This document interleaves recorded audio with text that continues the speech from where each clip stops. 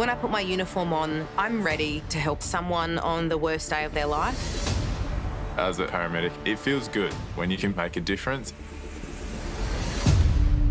SA ambulance service. It's an emergency. She's gasping for air. Stay on the line. I'm organising help. Every minute that goes by, a patient has less chance to live. It's the ambulance here, mate. It's got no air entry. Decompress that chest. As soon as we arrive, they just know they're in safe hands and that we're going to do everything we can to help them. Hello. Does that feel better? Yeah? You walk in and see the fear and distress melt away. Oh, you poor thing. I wouldn't have guessed you were 104. I genuinely think laughter is the best medicine. Let's go. Teddy wants to go.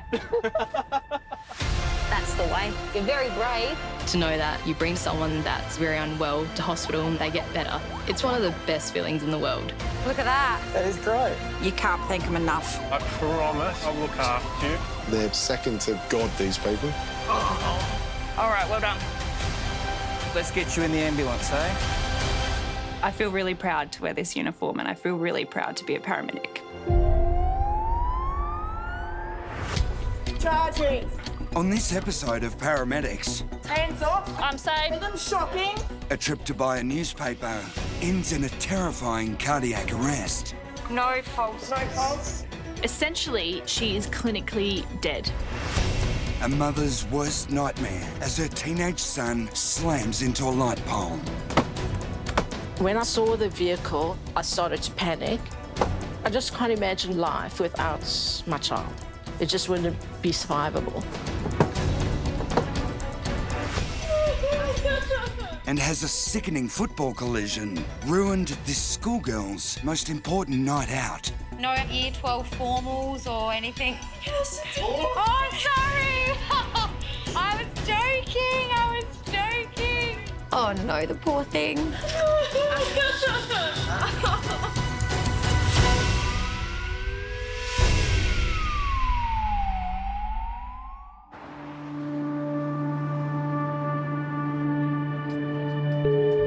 SA ambulance service. Tell me exactly what's happened. So a lady has walked in, an older lady. She flipped over. She has landed flat on her face.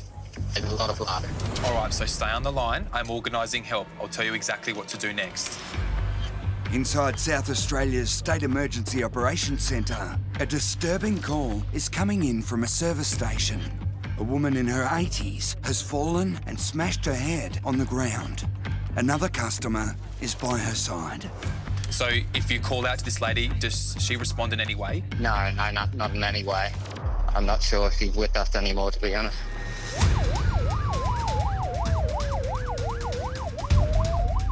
Intensive care paramedic Hannah is now on the way, lights and sirens. She'll provide specialised backup to crews who are just ahead of her. My big concerns for someone who's fallen and hit their head with excessive amounts of bleeding is that she's given herself a traumatic head injury. This could be anything from bleeding inside the brain to skull fractures. She could be having a heart attack. She could be having a stroke. She could be in a cardiac arrhythmia that's caused her to collapse today. And if this is the case, these are life-threatening and she needs our help right away. Suddenly, the call is upgraded to a priority 1. We've just got an update that the patient is now in cardiac arrest. This is as serious as it gets. Cardiac arrests can cause sudden death within a few minutes. Less than 10% of cardiac arrest victims outside of the hospital survive. To add to the pressure, this is Hannah's first day in her new job after just being promoted. This is my first shift as an intensive care paramedic, and this job is as big as it gets. So to say that my mind is absolutely spinning is an understatement.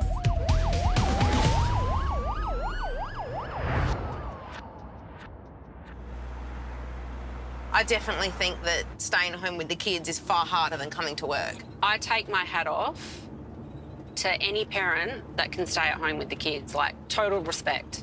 Working mums Sally and Olivia are on shift and enjoying the break from family life. Dad, I just don't know how you do it. I don't know how you juggle your 5 children and full-time work.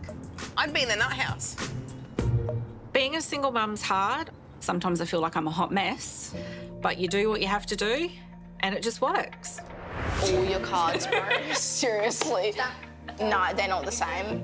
Kimura, Coco, Hallie and Denzel are all at home, while 25-year-old Kobe lives on his own. It's a busy household, but Sally's always juggled family life with full-time work. Being a paramedic is my second career. My first career was in retail, but I always wanted to be in a job where I was helping people. So in my 30s, I decided, right, let's get myself off to uni.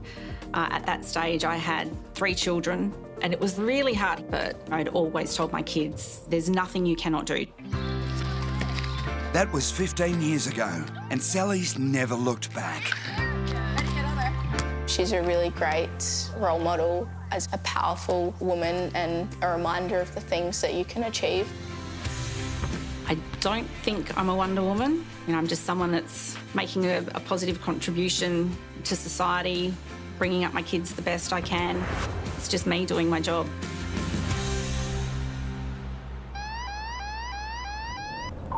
Copy, Prody 2. The quiet start to the day comes to a sudden end when there's a call for help for a little boy who could be in big trouble.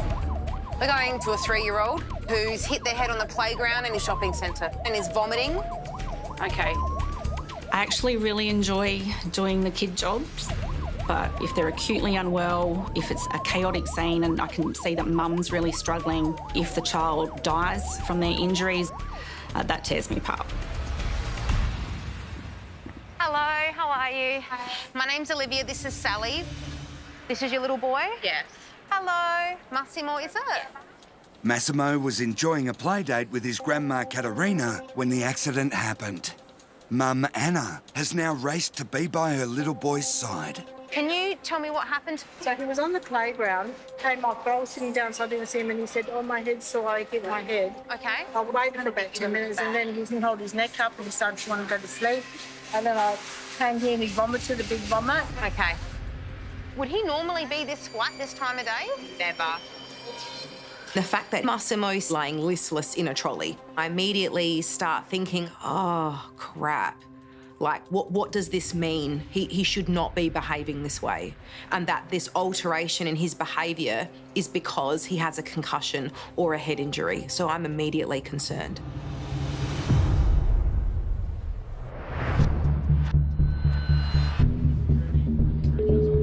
SA Ambulance, tell me exactly what's happened. Well, a car just slammed straight into a light pole, like it had a seizure or something at the wheel. And how old is the driver? He's young. He's 18, 19. A terrified witness is on the line to the Emergency Operations Centre. It's a call that's every parent's worst nightmare. Is he conscious at the moment? He's just coming round, yes. Just reassure him that help has been arranged. Help's here, Luke. It's okay, mate.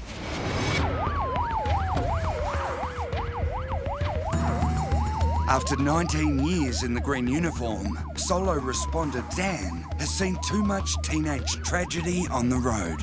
Unfortunately, the carnage that we see is all too real.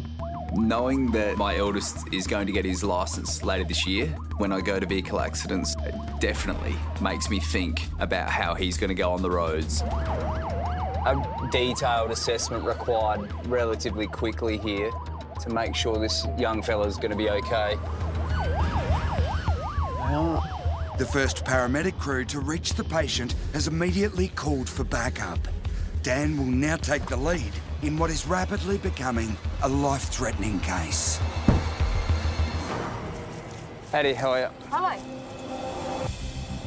So we've got Luke here. How old are you, Luke? 17-year-old Luke. Yep. He's feeling a little bit faint. Yep. And then doesn't remember what happened, but witnesses say he's hit the pole at about 80. Okay. And the fireys say when they got here, he's a bit like in and out of it. Sure. Quite distressed. Yep. Lost consciousness at one point. He actually started fitting. Okay. Yep. Yep. Luke, have you had seizures before? No. Okay. So Luke has stopped seizing, but he's going in and out of consciousness. Forefront of my mind is he could seize again.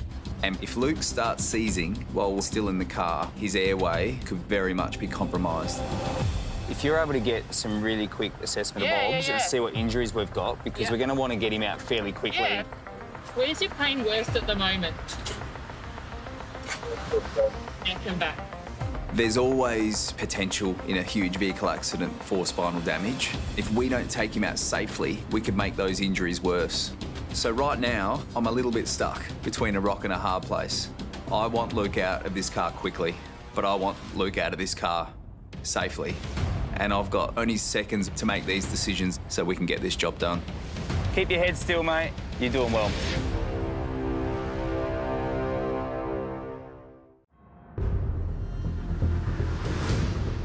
Just listen carefully. I'm going to tell you how to do resuscitation, okay? Pump the chest hard and fast, twice per second, 5 centimetres deep. So start compressions. At the Emergency Operations Centre, a call taker is giving life-saving CPR instructions.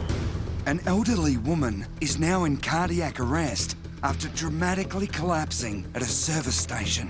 Let the chest come all the way up between pumps. We're going to do this 600 times until help takes over, all right? So 1, 2, 3, 4. So keep going with those compressions until crews take over. It's newly promoted Hannah's first day as an intensive care paramedic. She's on her way to the critically ill patient. The first paramedic crew to arrive has taken over CPR, and they're desperately trying to restart the patient's heart.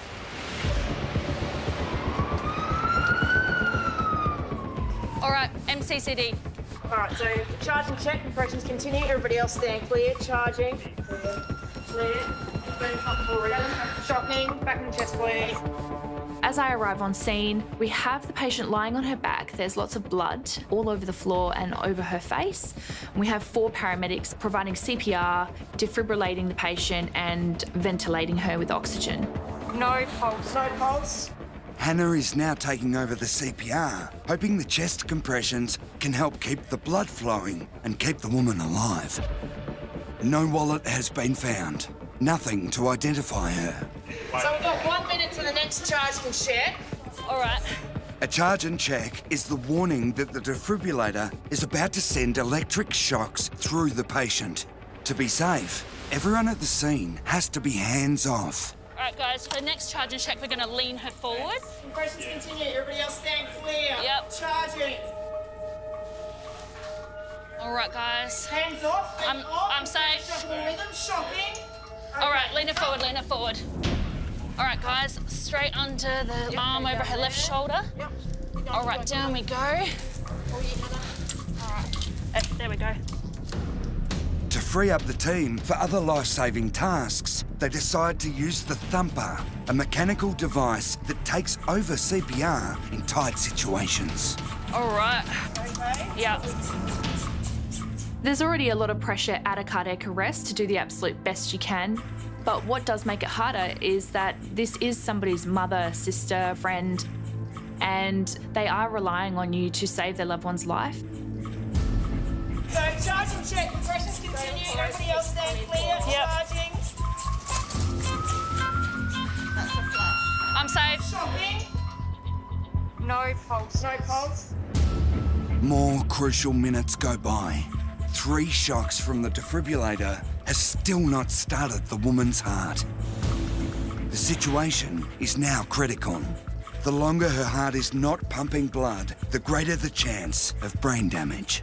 All right, I've got a good line. 30 seconds to the next charge and check. Yeah. The patient is still in cardiac arrest. What this means is that her heart is not beating and she's not breathing on her own. Essentially, it means that she is clinically dead. Charge and check, compressions continue. Everybody else stand clear. Yep. Charging.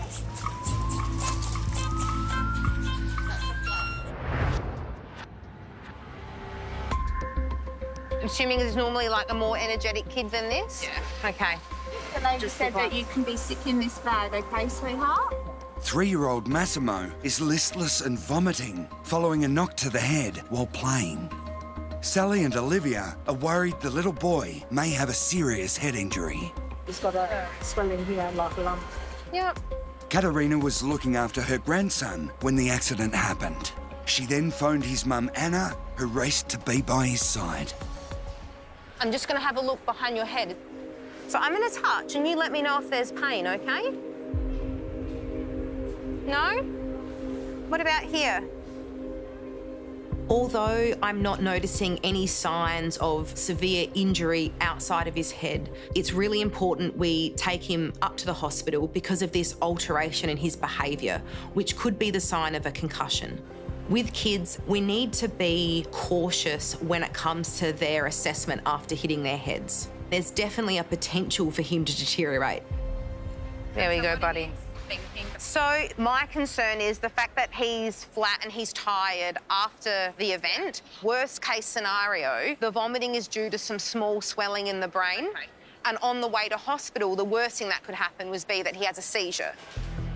I know Katerina and Anna want reassurance that he's going to be okay, but right now we can't give them that, and I don't want to lie to them. All right, little man. Just a couple little bumps is where you get you into the back, okay?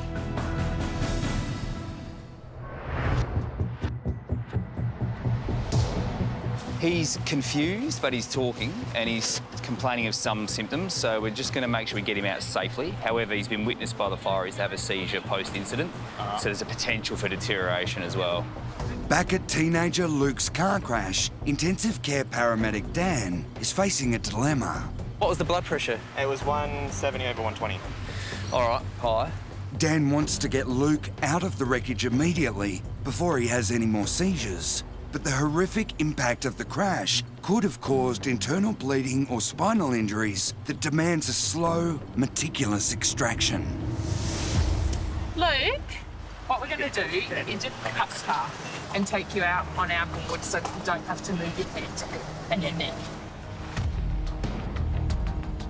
All right. Keep your head still, mate.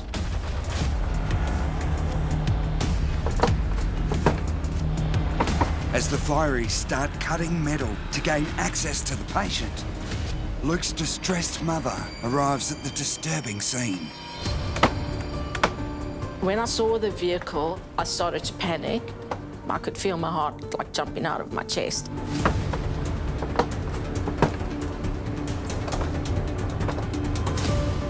It's the worst thing that a parent can actually see.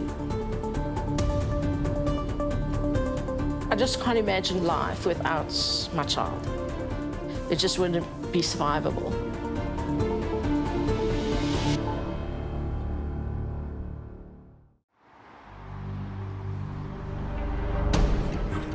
Seconds to the next charging check. Yep.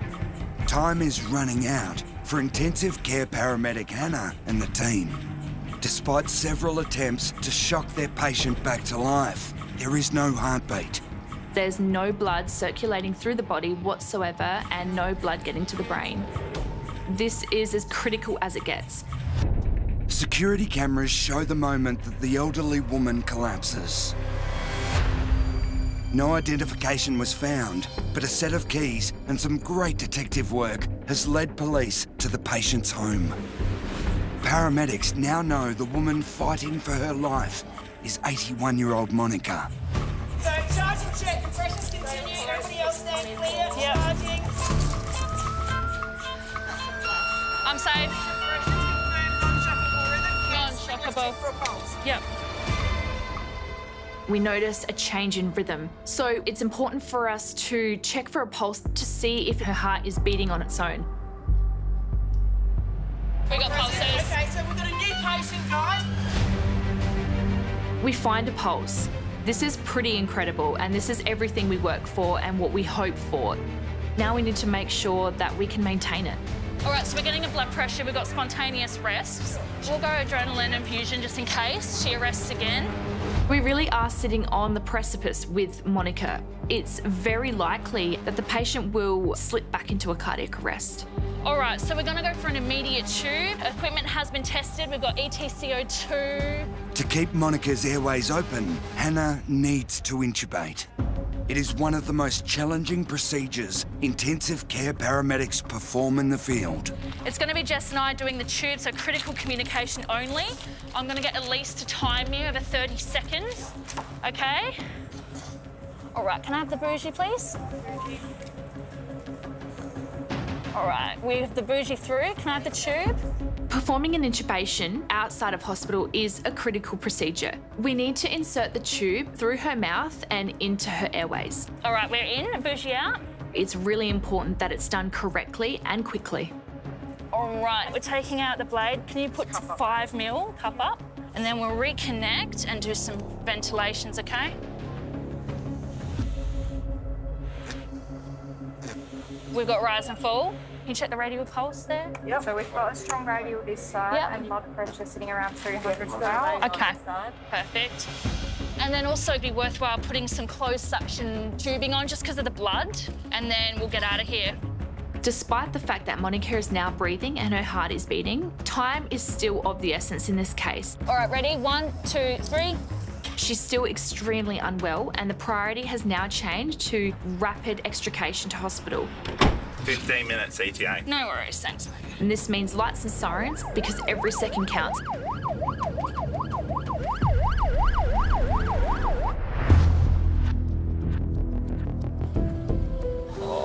What hurts the most?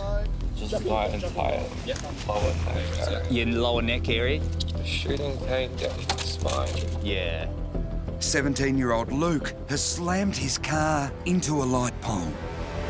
Intensive care paramedic Dan is under pressure to get the teenager out. Mum Lindy can only watch on, helplessly. So just for everybody, he has actual neck pain. Yep. Okay, so let's all be slow and steady. Yeah. At this stage, we don't know whether he's suffered some level of spinal damage. So my plan of action is to get Luke out of the car in a controlled fashion, or we could make those injuries worse. All right, everybody's ready. So on 3, we'll start to slowly pivot. 1, 2, 3. Good man, Luke. Good man. Good man. Good job. There you go. You're on. Got his head. Yep. Right, let's everyone reset there. Ready in every position? Yep. Okay, so on the count of 3, a slow move up. 1, 2, 3. Happy? Great call. All right, well done. With Luke safely out of the car, now we need to manage Luke's physical pain, but the emotional anxiety must be overwhelming. You're doing well, mate. So my job also is to keep him as calm as possible so that we can get him out of here and make the worst day of his life slightly better. Dan can now start investigating exactly how much damage Luke has done to himself in the crash. Squeeze my hands for me, mate. Wiggle your toes. Does it feel normal when I touch your feet? I feel that one, but I can't really feel the other one. What about this arm? It's just tingling. All the way? Sort of. And it's still your neck that's hurting? Yeah. Luke tells me that he's got neck pain, he's got back pain, and he's got tingling down his arms. Unfortunately, he's ticked a lot of boxes that is a huge red flag for potential spinal damage.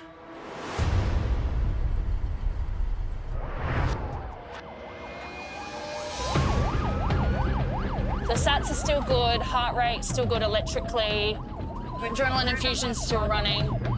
Critically ill Monica is just hanging on to life as the paramedic team race to hospital. The 81-year-old has survived a cardiac arrest, and intensive care paramedic Hannah is constantly checking her vital signs. So is all the bleeding coming from here? I think so.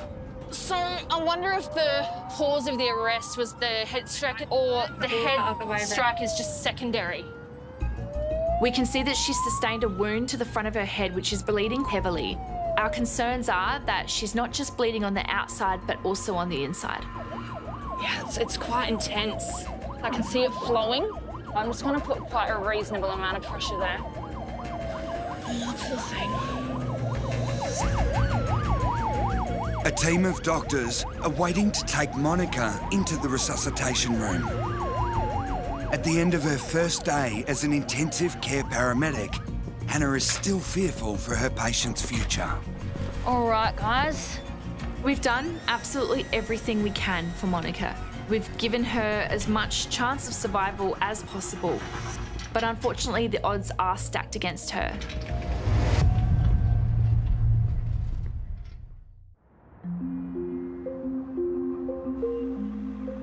How's your dating life going? I know you've always got a new story for me, so hit me with one. It's a quiet start to the day for intensive care paramedic Aaron and his work partner and good mate, Laura. Like, it's hard work. When you go out on a first date, you want to look good. You want to be nice. I don't remember what that's like. What, being nice? That and going on a first date. Aaron's love life and mine is definitely a contrast. I'm in like this happy, committed relationship, but he's still trying to figure out, I think, what he wants. One date a couple months ago, just to catch up for a coffee with a girl. Yeah. After 10 minutes of talking about just random stuff, she's like, oh, you're a lot smarter than you look. And I was like, that's kind of like a backhanded compliment. Yeah, it's definitely a compliment. But then I went home and I was like, why do I look dumb? Why do I look dumb? Yeah. Single life is not tough. I love it. Sitting at home, you've got your own space. But the dating life is tough. Like, yeah, it's absolutely really tough. Prospect 50. Roger, Matt. So we're going priority 2 to 17-year-old female with a head knock following contest, broken nose. But she is conscious. So it sounds like she was playing women's AFL. Love it. Loves the young girls getting out there. Yeah. They must have gone in hard. Women's Australian rules football teams are becoming increasingly popular, but frightening injuries are also on the rise. It's a nasty knock. We've got to get there quickly because if she has got a concussion, or a worst case scenario, she's having a bleed from the head knock, like that kid that had last weekend. Yeah. And he ended up passing away. Tragedy. Head knocks and broken noses, not fun. The dangers of contact sport are not lost on Aaron, who used to play semi-professional ice hockey. During one of the games, I broke my nose and my face is just leaking blood, split open, and then it kind of hit me. I was like, oh, this really hurts. I've got my head in my hands, tears rolling down my face. My headache is uncontrollably painful. It's 10 out of 10. Look at it now, better than ever. If you say so. I'm just going to pull up here. I'm such a massive fan of female footy. It was never really an option when I was younger, and I think if it was, I definitely would have got into it. And I mean, I can now, but I think I'm a little bit scared. Cheers. Hi, how you going?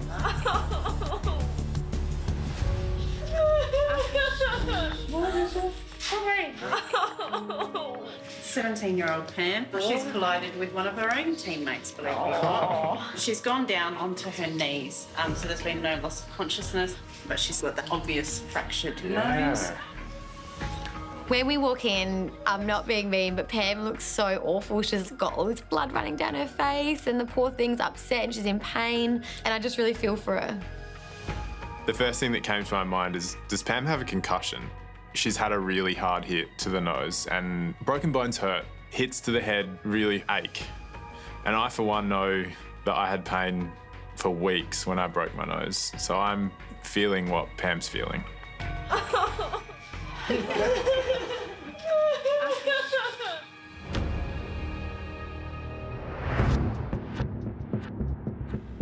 Can you feel any bumps? I had a look before, but sometimes things take a little while. I think here feels swollen. Anna and her son Massimo are on their way to hospital. The 3-year-old hit his head while on a play date with his grandma, and Olivia and Sally are worried he may have a serious head injury. A knock to the head can certainly lead to things like seizures. Although we're not getting any signs of that right now, we need to keep a close eye on him. On the play equipment, do you remember what you hit your head on? I was playing under, and then they got away from it, and then I hit it under. But as we're making our way up to the hospital, Massimo's becoming a little bit more interactive, which is reassuring, but he can definitely get worse. Now, who's this? That's Momo. Momo. Do you want me to put a bandage on Momo? Yeah. So we can pretend he hurt himself? Yeah. All right. I can hear Olivia bandaging up Momo, having a little bit of a chuckle inside. We have all of these tools in the back of the ambulance and medications, but sometimes all a 3-year-old needs is just for you to get down on their level and look after their teddy bear. There you go. How's that? Put him with Stinky. Put him with Stinky. Because Stinky crawled and hurt his arm. Oh, and then he vomited. And then his mum got really scared. No, Stinky can't open his mouth because he's a teddy. Oh, smart child. I'm going with the banter, trying to make Massimo feel comfortable. And there I am being hung out to dry by a 3-year-old. While Massimo's smarts are clearly intact, he still needs to see a doctor to clear him of a dangerous head injury. Why we stop? So we're at the hospital now. All right, little man. Now that we've arrived at hospital, I am absolutely relieved that Massimo's vital signs remain stable throughout the journey. Hopefully, after some monitoring, Massimo gets to go home with his mum, Nonna, Momo and Stinky and head back to the playground, fingers crossed. You did so good. Yeah.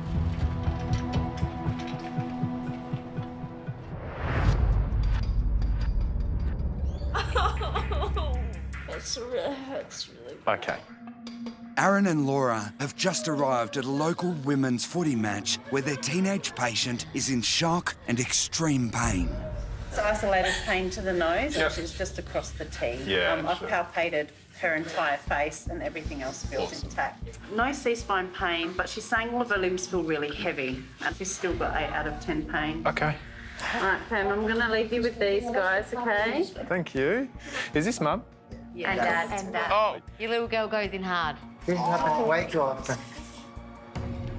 William and Carla are understandably worried.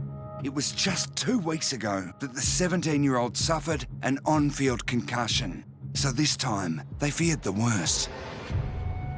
I saw her collapsing with someone from her own team.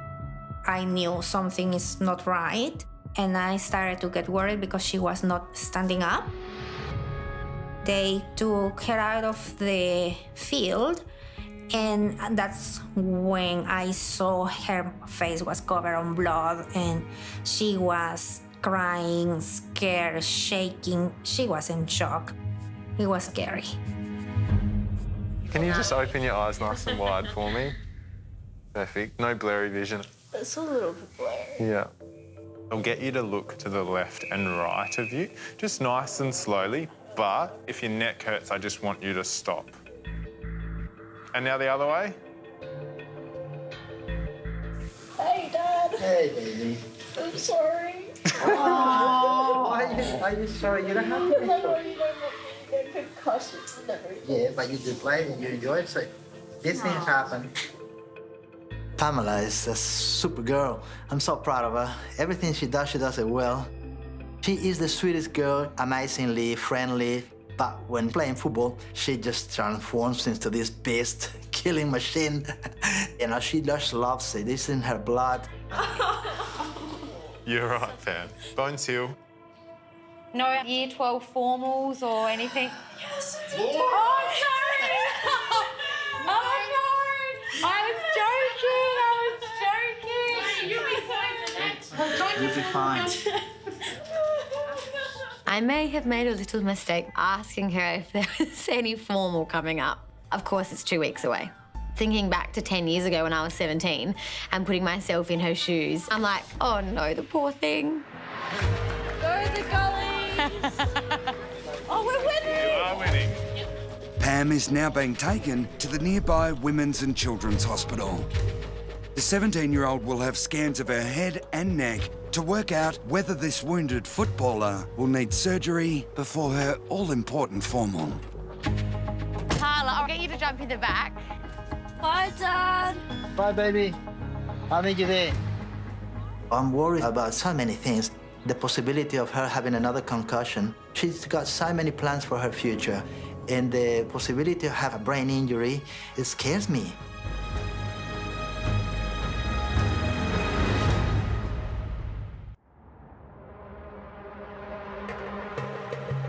It's really hard to breathe. It's hard to breathe. It's tight. Your chest is tight. 17-year-old Luke is about to be taken to hospital to investigate possible spinal damage or head injuries after a horror crash into a light pole. Is my mum here? She's here. Yes. She knows you're doing all right. But what happened? You've crashed the car a bit, mate. Yeah. I just walked that car. Did you? Luke's speech is still slurred and he has no memory of the accident. You guys are just too good. I always wanted to be an ambulance person. Really? Yeah. Ah. Not very good with my biology, though. You never know. Maybe one day. You guys save lives, and that's cool. Oh, plenty of people come to paramedics after having done something else first, so it's never too late.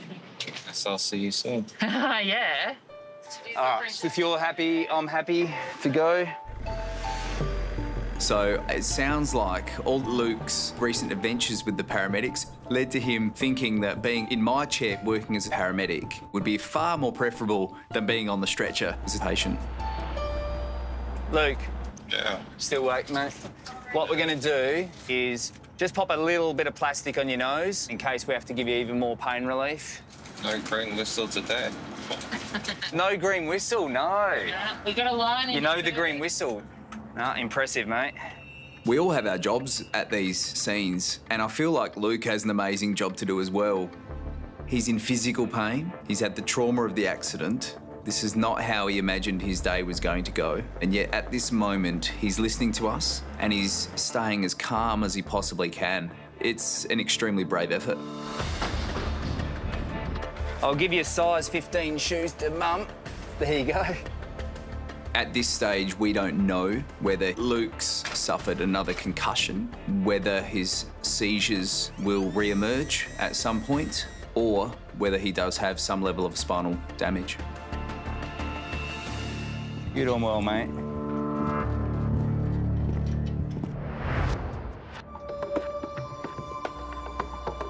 My nose hurts. My head hurts. You'll have a bit of a headache. Aaron and Laura's patient Pam is on her way to hospital with her mum Carla. The 17-year-old was playing footy when she collided with a teammate, resulting in a badly broken nose and possible concussion. So it's gonna heal back. It'll heal great, yeah. Crooked.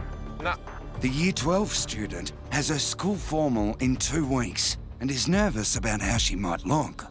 Nah, she'll be right. Remember what I said before? It's and a 2-week also, thing. makeup artists these days, they can cover anything. Oh, wait, I forgot to take my makeup off for my game because I was on a date. Oh! Hey, how'd you meet this guy you went on a date with? Oh, we met at a party. Yeah, nice. He's different from any other guy I've met. Oh. Yeah, he like... Some risky words you're saying there. Exactly. The first date, he was like, let's go to Botanic. And I was like, oh, okay. Because Botanic is just notorious for just hooking up.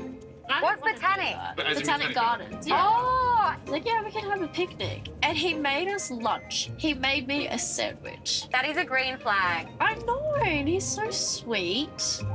The green whistle's a really unique form of pain relief we use. It's highly effective, really simple, but it also, in kids or younger adults, we find it lets their deepest, darkest secrets out.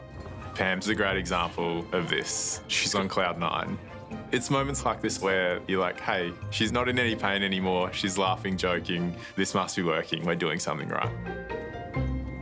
As long as my teeth don't get knocked out, everything else is fine. I play ice hockey and I had my teeth knocked out. Really? Like, how many of them? Front 4, please. So that was like a proper knockout. Don't you wear a mouth guard? Mum said the same thing to me. She's like, where's your mouth guard? Aaron and Laura have done their job of taking Pam's mind off her injuries. We're just about to pull up. But the 17-year-old won't be able to relax until doctors confirm just how much damage was done in the on-field collision. Is it still bleeding? Just a tiny bit. Alrighty, shall we? I'm really hoping that Pam's only in the hospital for a short period of time. They can rule out any head injury, they can make sure she doesn't need any surgery for her nose, and she can be back playing footy in no time. And I really hope that their swelling and the bruising goes down before formal. Come through.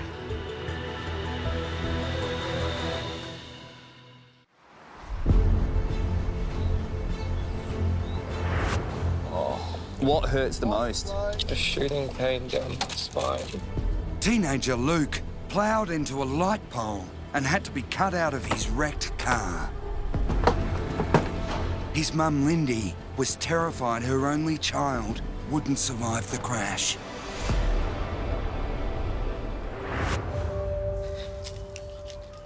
Okay, Luke, sir.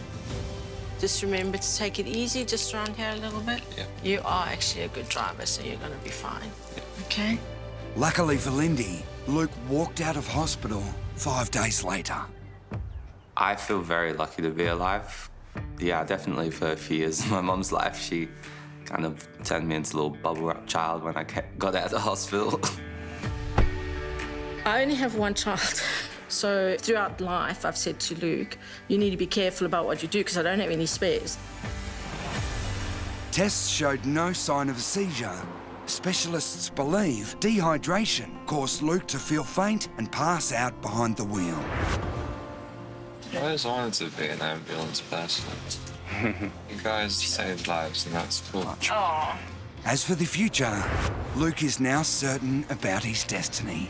I'm going to become a paramedic. That's what I'm passionate about, and that's, all these people saving my butt. It's time to save someone else's butt. I'm just going to have a look behind your head. So I'm going to touch and you let me know if there's pain, okay?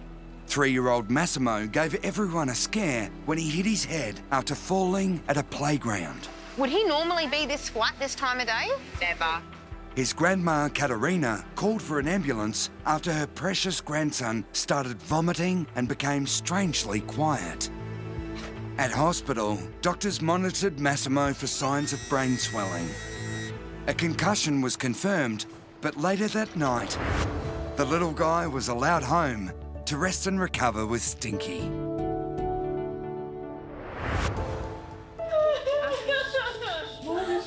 Two weeks ago, fearless footballer Pam collided with a teammate and broke her nose. Can you just open your eyes nice and wide for me? Aaron and Laura were worried she may have also suffered a concussion. But all the 17-year-old could think about was how she would look at her school formal. So it's gonna heal back. It'll It's heal not gonna great, be, yeah. like, crooked. No. Dad, you ready? Oh my God! Look at you! Look at oh, jeez! Oh, jeez! Look at you! Show me around. Yes. So gorgeous! Oh no! Pam was assessed at hospital and cleared of concussion. Her fractured nose needs to be straightened, but for now, that can wait. I've been looking forward to this moment my whole life, so now that it's finally here, I'm feeling a bit nervous. My nose is still very tender. I don't know if other people can see it if it's broken, but it's really painful still. I don't want to touch it. You can't barely notice. You No. look so beautiful. Thank you. Despite the pain and doctor's orders not to play for 6 weeks, Pam is definitely not giving up on her footy passion. We just talked to her and say, Pamela, I mean, I'm concerned about you. Why don't you play chess or badminton or something else? She said, no way, Dad. I can't wait to go back to the pitch and play football again. And I said, whoa, good on you. I'm so excited. It's your night, baby. It's your night. Have fun. Enjoy it. Her nose, I am not gonna lie, doesn't look straight, but nothing that makeup can't fix. She will be fine. Bye.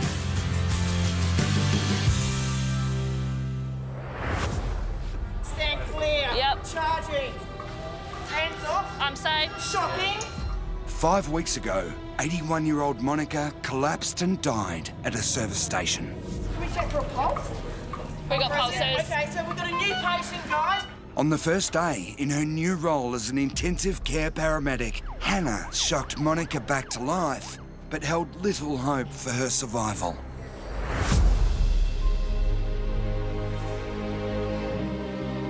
Given the fact that we see so much life and death every day at work, it really does remind me that the most important thing is to just spend time with friends and family and live every day as best you can, because if this job has taught me anything, it's that life is very unpredictable. Hello. Hello. Hi. Pleasure meeting you here. Oh, can I have a hug? Yes, certainly. Thank you so much. Thank you very much for saving my life. How are you feeling? I feel terrific. You look amazing. As if nothing's wrong with me. Oh my goodness. Tests showed that a heart attack caused Monica's cardiac arrest, but given her age, doctors have ruled out major surgery, opting instead for ongoing medication. Mum's a miracle. We can't believe it at all that she has survived. To see the state she was in for days on life support, then not recognising us, not being able to squeeze our hand, and then since then, she has just improved in leaps and bounds. Oh, I can see why you survived, Monica, because you've got a very strong spirit. Well, my time wasn't up yet. Absolutely not. I'm a firm believer, if your time's up, it's up. My plans is that I can go back to being normal again and be independent and enjoy the rest of my life. So I'm very thankful that I am still here. Oh, no. It was absolutely beautiful meeting Hannah. She's a lovely person. You know, you've got to have the highest respect for the paramedics. I'm just blown away with what they managed to do. They have just done a phenomenal job and you can't thank them enough.